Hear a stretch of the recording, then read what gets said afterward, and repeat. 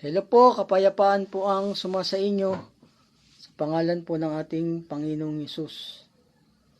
Ang topic po natin ngayon sa hapon pong ito, ang Diyos po ay nagsusugo sa lahat po ng salit-saling lahi.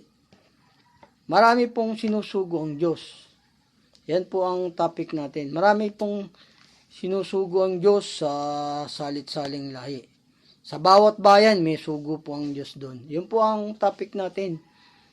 Ang aral po natin. Ang Diyos po marami pong sinusugo. Hanggang sa katapusan ng sanlibutan, nagsusugo po siya. Ito po, basahin ko po sa inyo. Ang Panginoong Diyos nagsusugo hanggang sa katapusan ng sanlibutan. Dito po sa may Isayas 41:4. Siya po ang tumatawag ng sugo sa lahat ng salit-saling lahi. Basta yung mga anak niya, yung mga tao, sumusunod sa kanyang mga utos. Susuguin niya yung kahit na isang taong makasalanan, sinusugo rin ng Diyos. Basta nagbabago, nagsisisi, sinusugo po ng Diyos yun. Yun po, nagsusugo po siya sa lahat po ng salit-saling lahi hanggang sa katapusan ng sanlibutan. Ito po, sabi ko, sa may Isayas 41:4, nagsusugo po ang Diyos. Marami pong sinusugo ang Diyos sa bawat bayan, bawat bansa, marami po. Pero hanapin niyo po yung gumagawa ng kalooban ng Diyos, yung sumusunod sa utos niya talaga, yung hindi sumusuway. Doon po merong kaligtasan. Sabi nga, ang tinig ng kagalakan at kaligtasan ay nasa mga tolda ng matuwid. Yun po hanapin nyo, bagamat maraming sinusugo ang Diyos. Yung mga kahit masama, pwede pong suguin ng Diyos yun, basta nagbago. Tinuruan na ng Panginoong Yesus, tapos nalinis na, pwede po suguin ng Diyos yun. Gaya naman po ni Pedro, ni Pablo, mga makasalanan sila. Sabi nga ni Pedro, Panginoon, lumayo ko sa akin sapagkat ako isang taong makasalanan. Sabi niya nung tinawag si Pedro. Ganun po, nagsusugo po ang Diyos kahit makasalanan ka pa, basta nagbalik loob ka, lumakad ka na sa Espiritu, sa utos ng Panginoon. Nagsusugo po siya kahit hanggang sa katapusan po ng sanlibutan. Ito po sa Isayas 41:4. Sinong gumawa at yumari at tumawag ng mga salit-saling lahi mula ng una? Ako ang Panginoon ang una at kasama ng huli. Ako nga, yun. Sabi niya, kasama ng huli. Pati huli, hanggang sa kahulihan lahi, siya po ang nagsusugo. Basahin ko po sa inyo muli. Sinong gumawa at yumari at tumawag ng mga salit-saling lahi mula ng una? Ako ang Panginoon, ang una at kasama ng huli. Ako nga. Yan, nagsusugo ang Diyos sa lahat ng salit-saling lahi. Kahit makasalanan pa, basta't nagbago't nagsisi, sinusugo ng Panginoong Diyos yun. Ito po, kasi yung sabi ng Panginoong Yesus, ako'y sumasa inyong palagi hanggang sa katapusan ng sanlibutan. Kaya nagsusugo po ang Panginoong Diyos, Panginoong Yesus, hanggang sa katapusan ng sanlibutan. Ito, basahin ko po sa inyo dito sa sa may Mateo, Kapitulo 28, ang talatay 18 hanggang 20, patuloy. At lumapit si Jesus sa kanila at sila'y kanyang kinausap na sinasabi, ang latang kapamahalaan sa langit at sa ibabaw ng lupa ay naibigay na sa akin. Dahil dito, magsiyaon nga kayo at gawin ninyong mga alagad ang lahat ng mga bansa. Lahat ng mga bansa na sila'y inyong bautismuhan sa pangalan ng Ama, ng Anak at ng Espiritu Santo, na ituro ninyo sa kanila na kanilang ganapin ang lahat ng mga bagay na inuutos ko sa inyo. At narito, ako'y sumasa inyong palagi hanggang sa katapusan ng sanlibutan. Hanggang sa katapusan ng sanlibutan, kasama natin ang Panginoong Yesus, yung mga taong sumusunod sa Kanya, sa Kanyang mga aral, sa Kanyang mga utos. Kaya ang Panginoong Diyos nagsusugo po yan hanggang sa katapusan ng sanlibutan. sa lahat ng salit-saling lahi. Marami po siyang sinusugo sa bawat bayan, mga bansa. Ito po sa may Jeremias, mababasa natin yan, marami siyang sinusugo. Basta taong malinis na, sinusugo ng Panginoong Hesus yun, ng Diyos.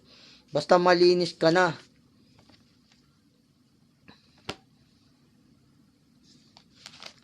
Ganun po, ang Diyos po nagsusugo ng kahit makasalanan, basta't naturuan na po ng Diyos ng aral. Si Pedro nga si Pablo pangulong mga makasalanan sinugo sila Ganun po. Ito po, marami pong sinusugo ang Diyos sa bawat bayan at bansa. May sugo po ang Diyos dyan. Yung nga lang, hanapin niyo po talaga yung pastor na tumutupad ng mga buong kautusan ng Diyos ng kalooban. Doon po may kaligtasan. Sabi nga, ang tinig ng kagalakan at kaligtasan ay nasa mga tolda ng matuwid. Sabi sa banal na kasulatan. Ito po, maraming sinusugo ang Diyos. Sa Jeremias 3, Kapitulo 3, ang kabanatay 14 hanggang 15. Kayo'y manumbalik o tumatalikod ng mga anak, sabi ng Panginoon, sapagkat ako'y asawa ninyo, at kukuha ako sa inyo ng isa sa isang bayan, at dalawa sa isang angkan, at dadaling ko kayo sa Sion. Kita nyo, daming sinusugo. At kukuha ko sa inyo sa isang bayan. Ang dami nating bayan dito. Bayan ng Pampanga, Malolos, Bulacan. May mga sugo ang Diyos kahit saan bayan, kahit saan bansa. At dalawa sa isang angkan, at dadaling ko kayo sa Sion, at bibigyan ko kayo ng mga pastor ayon sa aking kalooban, nakakandili sa inyo ng kaalaman at unawa. Yun, maraming sugo ang Diyos. Sa bawat bansa po yun, sa mga bayan-bayan. Wala, hanapin nyo lang yung tumutupad ng buong kautusan ng Diyos. Doon po yung may kaligtasan. Kasi dito po, sa pag-aaral ko po ng banal na kasulatan, lahat po kasi nagsilihis ng utos ng Diyos. Hindi sumusunod sa utos ng Diyos yung mga iba. Kaya hanapin niyo po yung gumaganap ng buong utos ng Diyos. Doon po may kaligtasan. Ito po kasi sabi ng Diyos, lahat kasi ng mga nakita kong iglesyang pinasukan, lahat mga sumuway. Sinabi nga ng Diyos, hindi naman po ako Katoliko, pero bawal po sa Diyos yung sumusuway ka sa utos, laban po sa Diyos yun Sabi nga, huwag kang gagawa ng ribulto, gumawa sila ng ribulto. Iba naman dyan, ang daming mga maling aral, hindi rin sumusunod. Sabi nga ng Panginoong Diyos, ikaw nga na nagtuturo sa iba, hindi mo tinuturuan ng iyong sarili. Sa pagsuway mo sa kautusan, niwawalan mo ng puri ang kautusan ng Diyos.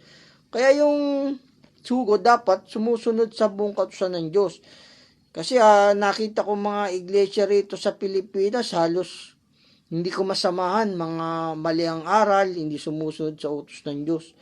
Sila ang nasusunod, hindi ang Diyos. Ang sabi ng Diyos dito sa Deuteronomio 11:32, at iyong isasagawa ang lahat ng mga palatuntunan at hakatulan na aking inagawad sa iyo sa araw na ito.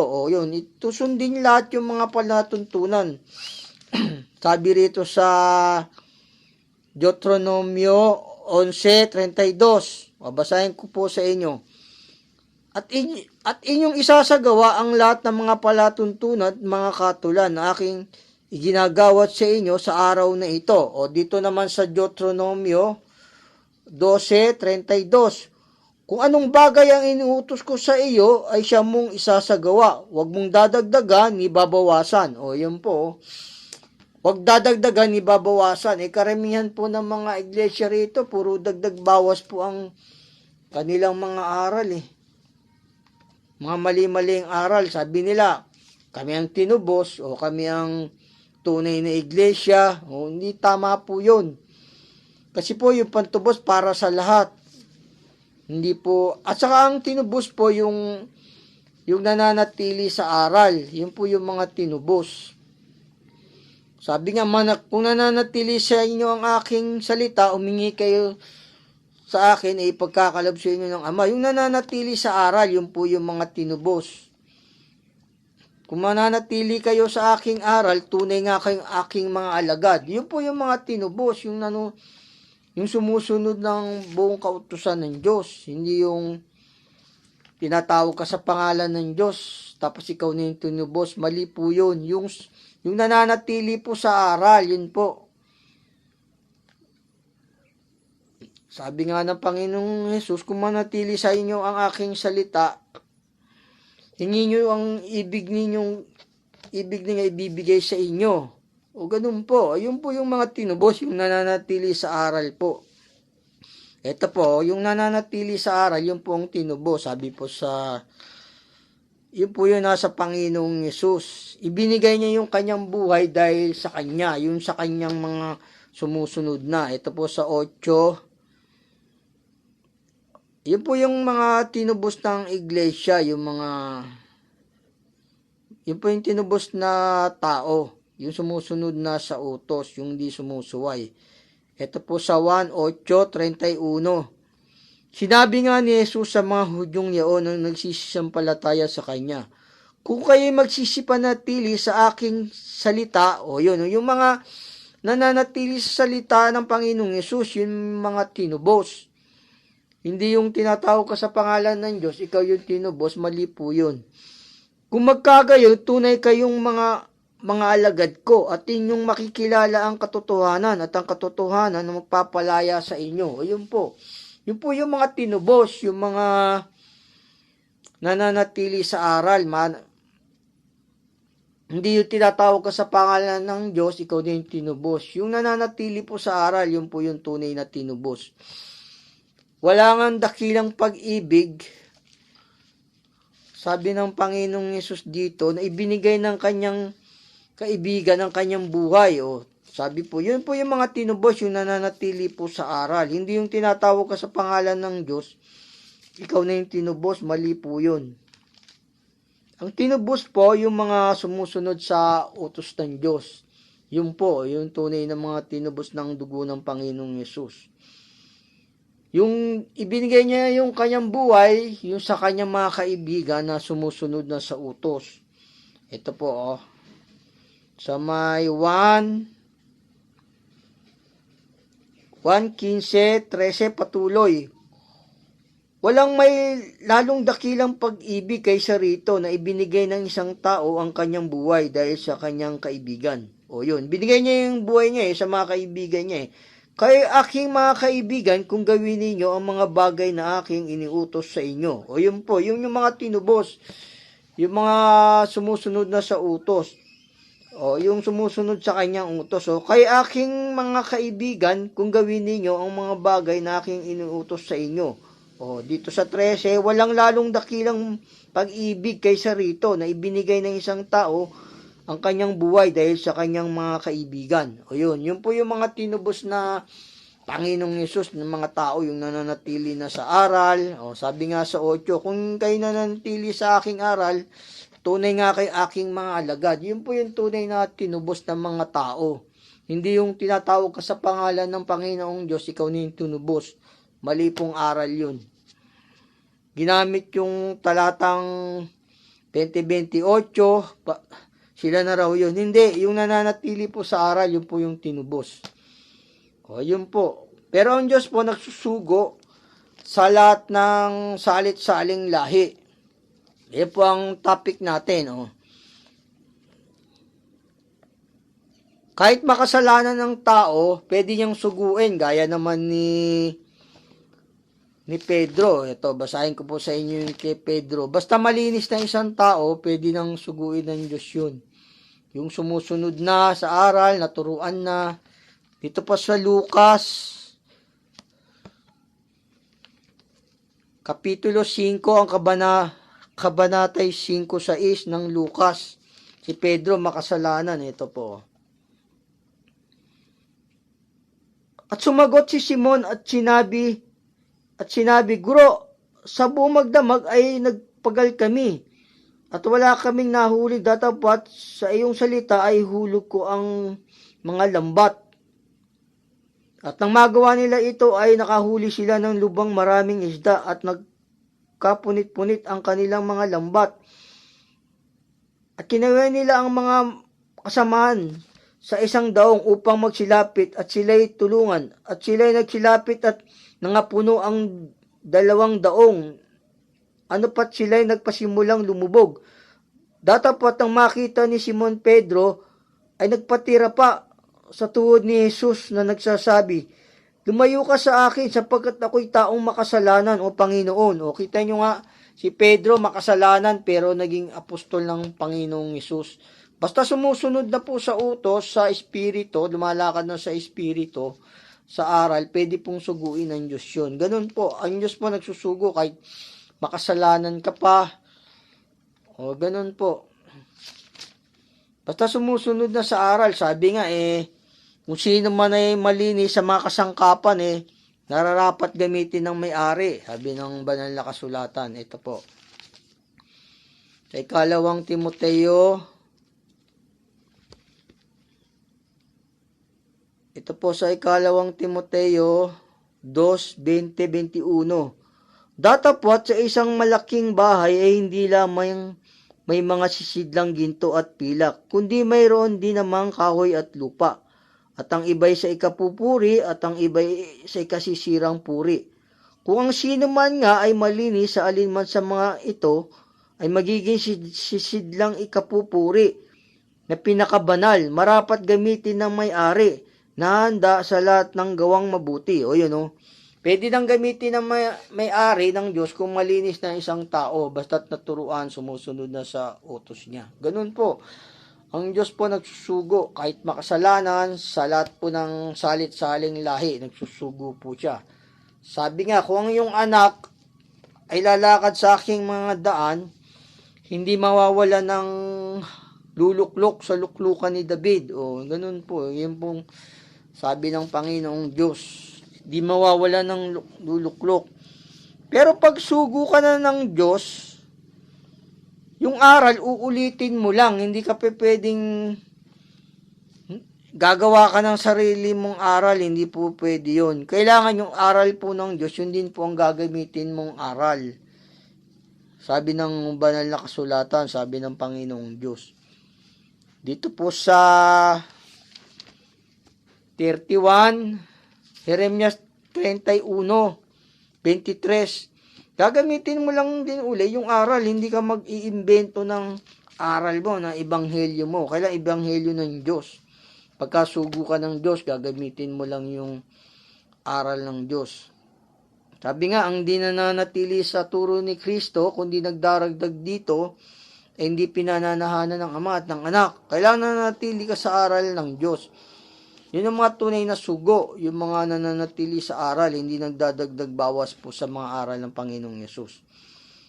Ito po, pagkasugo ang sugo ng Diyos, yung mga aral niyang binabanggit, tinuturo. Wala na pong iba. Hindi dapat gumamit ng ebanghelyo o magdagdag bawas sa mga utos. Ito po sabi sa Jeremias 31, Kapitulo 31, ang kabanatay 23. Ganito ang sabi ng Panginoon ng mga hukbo, ng Diyos ng Israel, kanilang gagamitin uli ang pananalitang ito sa lupain ng Huda at sa mga bayan niyon. Pagka aking dadalin uli mula sa kanilang pagkabihag, pagpapalain ka ng Panginoon o tahanang ng kaganapan o bundok ng kabanalan. O yun, gagamitin lang muli itong panilitang ito. Hindi ka na pwedeng gumawa ng sarili mong ebanghelyo. Ganun po, yung sugo dapat yung salita lang ng Diyos ang inaaral, hindi siya nagdadagdag bawas. Ganun po yung tunay na sugo. Nananatili ka sa aral ng Panginoong Yesus. Nagsusugo ang Panginoong Diyos sa lahat ng salit-saling lahi. O, sabi rito sa Lucas 11. Pero yung aral niya, yung pa rin aaral mo, hindi ka pwede mag-invento ng mga dagdag bawas aral o ebanghelyo mo, bawal po yun. Ito po, nagsusugo ang Panginoong Yesus ng Diyos Sa Lucas 11:49-50. Kaya nga, sinasabi naman ng karunungan ng Diyos, Magsusugo ako sa kanila ng mga propeta at mga apostol, at ang ilan sa kanila ay kailang papatayin at pag-uusigin, upang hingin sa lahing ito ang dugo ng lahat ng mga propeta na ibinubo buhat ng itatag ang sanlibutan. O yun o. Nagsusugo po ang Diyos sa lahat ng salit-saling lahi hanggang sa katapusan po ng sanlibutan. Pero niaaral mo lang ito, naaral yung ebanghelyo lang ng Panginoong Hesus. Hindi ka pwedeng magdagdag bawas o ebanghelyo mo. Bawal po yun. Kailangan ito pong aral din na itong sasalitain mo. Kasi sabi rito ni Apostol Pablo, kahit man daw sila o isang anghel na ibang aral, tatakwil po yun, sabi ng Apostol Pablo. Ito po sa may Galatia, Kapitulo 1, ang kabanata 8-9. Tatapot kami, kahimat kami o isang anghel na mula sa langit, ang mangaral sa inyo na anumang ebanghelyo na iba sa aming ipinangaral sa inyo, ay matakwil. Tanyo, matakwil pagka hindi itong banal na kasulatan ng pinangaral nyo, pag nagdagdag bawas kayo o ebanghelyo nyo. Itatakwil po yun. Patuloy ko po, ayon sa aming sinabi ng una, ay muling gayon ang aking sinasabi. Ngayon, kung ang sino man ay mangaral sa inyo ng anumang ebanghelyo na iba kaysa inyong tinanggap na ay matakwil. Matakwil po pagka hindi po sa banal na kasulatan ng aral o yung nagdadagdag bawas. Kasi gagamitin lang ng sugo ng Diyos ang panalitang ito. Yan pong sabi sa banal na kasulatan, hindi ka na pwedeng magdagdag bawas.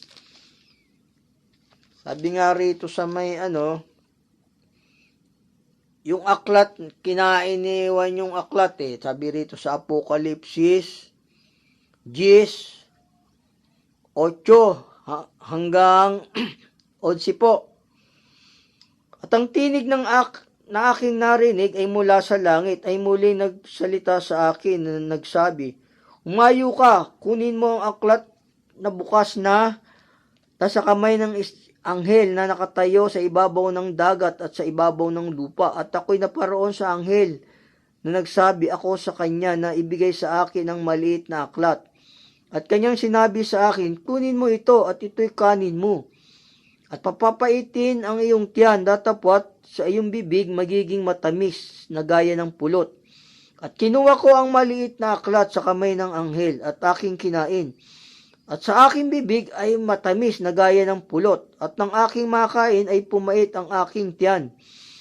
At sinabi nila sa akin, dapat kang manghulang muli sa maraming bayan at mga bansa at mga wika at mga hari. Yun, gagamitin muli ito. Yung pag na tinuro sa iyo to ng Panginoong Yesus, gagamitin muli itong panalitang to. Hindi ka na pwedeng magdagdag bawas dito sa aral na ito.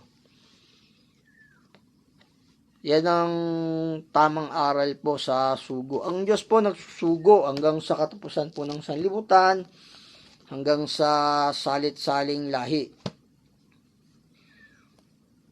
Kaya nga sabi rito, ang hindi nananatili sa aral ni Kristo, sa may unang Timoteo,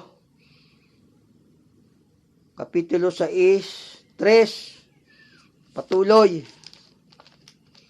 Kung ang sino may nagtuturo ng ibang aral at hindi sumasang-ayon sa mga salitang nakagagaling, sa makatwid ay sa salita ng Panginoong Hesukristo at sa aral na ayon sa kabanalan, ang gayon ay palalo, walang nalalamang anuman, kundi may sakit sa mga usapan at mga pagtatalo, sa mga salitang pinagbubuhatan ng kapanaghilian, mga pagkakaalit, mga pag-alipusta, mga masamang akala. Yun po, kailangan manatili sa aral ng Panginoong Yesus. Yun po yung tunay na sugo. Inuulit nyo lang po yung aral ng Ebanghelyo ng Panginoong Yesus. Kasi ang salita ng Diyos, gagamitin to sa ang kanyang utos sa lahat ng salit-saling lahi na po yun. Uulitin mo lang po itong inaaral niya. Ganun po yun. Basahin ko po uli sa inyo. Kung ang sino man nagtuturo ng ibang aral at hindi sumasang-ayon sa mga salitang nakakagaling, sa makatwid ay sa mga salita ng Panginoong Yesus at sa aral na ayon sa kabanalan, ang gayon ay palalo. Palalo po yung ganun, yung di nananatili sa aral. Kailangan po nananatili sa aral lang ng Ebanghelyo. Ganun po yung mga tunay na sugo, nananatili sa aral ng Panginoong Yesus. Yun po yung sugo. Kaya nga sabi nga ng Diyos siya yung tumatawag ng salit-saling lahi. Ako'y sumasa inyong palagi hanggang sa katapusan ng sanlibutan, sabi ng Panginoong Yesus. Kaya nagsusugo ang Panginoong Diyos sa lahat po yan ng salit-saling lahi. Ganun po yun. Basahin po sa inyo ito, nagsusugo siya tumatawag siya ng mga lahi-lahi. Sa 41:4 ng Isayas, sinong gumawa at yumari na tumawag ng mga salit-saling lahi mula ng una? Ako ang Panginoon, ang una at kasama ng huli. Ako nga. Tanyo nga. Siya yung tumatawag ng sugo hanggang sa kahuli-hulihan. Sabi nga ng Panginoong Yesus, ako'y sumasa inyong palagi hanggang sa katapusan ng sanlibutan. Kita nyo nga. Ganun po yun. Ang Diyos po nagsusugo sa lahat ng salit-saling lahi. Marami po siyang sinusugo. Pero hanapin niyo po yung tumutupad ng buong kautusan ng Diyos. Doon po yung may kaligtasan. Ang tinig ng kagalakan at kaligtasan ay nasa mga tolda ng matuwid. Yun po yung hanapin nyo, yung mga matuwid na sumusunod sa utos ng Diyos.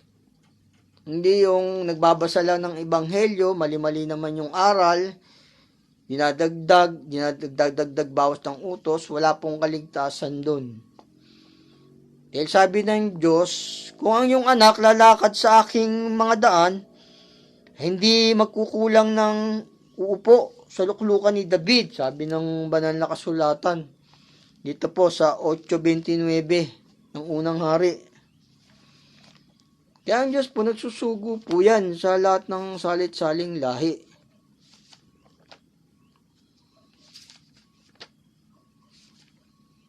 Tapos sa 8, hindi mawawala na ng luluklok sa luklukan ni David.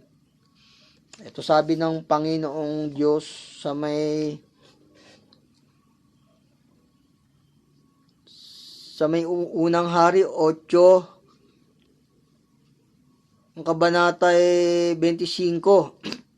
Ngayon nga, o Panginoong Diyos ng Israel, tuparin mo sa iyong lingkod na kay David na aking ama ang iyong ipinangako sa kanya na iyong sinasabi, hindi magkukulang sa iyo ng lalaki sa aking paningin na uupo sa luklukan ng Israel.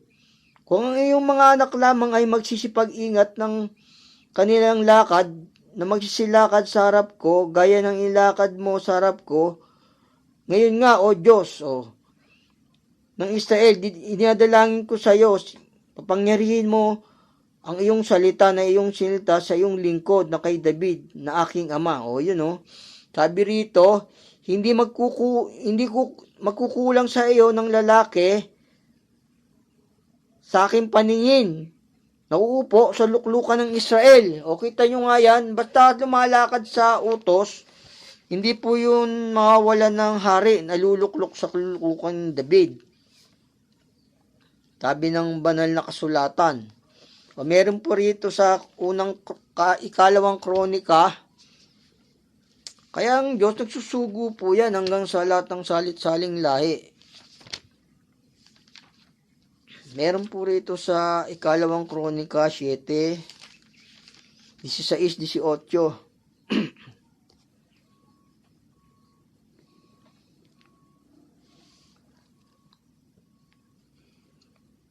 Ito po sa ikalawang kronika. Basta sumusunod po sa utos ng Diyos yung mga tao, mga anak niya, hindi kukulangin ng luluklok sa luluklukan ng David. Ganun po. Kaya ang Diyos po, nagsusugo po yan sa lahat ng salit-saling lahi. Ito po sa ikalawang kronika 7,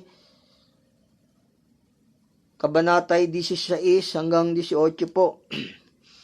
Sapagkat ngayon ay aking pinili at tinalaga ang bahay na ito upang ang aking pangalan ay dumoon magpakailanman. At ang aking mga mata at ang aking puso ay doroon palagi.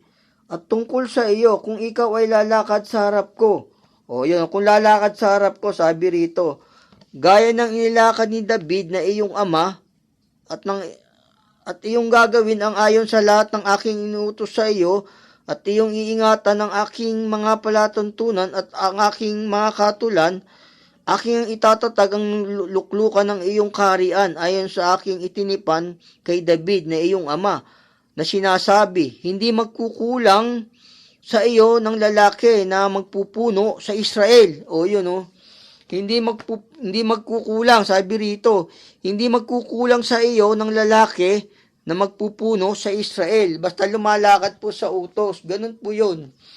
Basta lumalakad po sa utos yung mga tao, sumunod na sa Panginoong Yesus, sinusugo niya po yun, kahit po makasalanan. Basahin ko po dito uli sa inyo sa 18, sa ikalawang kronika, 7, kabanatay 7:18. Aking itatatag ang luklukan ng iyong kaharian ayon sa aking itinipan kay David, na iyong ama, na sinasabi, hindi magkukulang sa iyo ng lalaki na magpupuno sa Israel. O, kita nyo nga yan. Nagsusugo po ang Diyos sa lahat po ng salit-saling lahi. Sabi nga ng Panginoong Yesus, ako'y sumasa inyong palagi hanggang sa katapusan ng sanlibutan. Sabi niya pong ganon. God bless po. Sana po naunawaan niyo po, ang Diyos po ay nagsusugo sa lahat po ng salit-saling lahi. Basta lumalakad lang po sa kanyang mga utos. Sumusunod na, malinis na, ganun po yun, sinusugo po niya yun. Sabi nga, kung sino man sa mga kasangkapang ito ay malinis na, ay harapat gamitin ng may-ari. God bless po sa inyo. Sana po naunawaan nyo ang Diyos na nagsusugo sa lahat po ng salit-saling lahi. God bless po sa pangalan po ng ating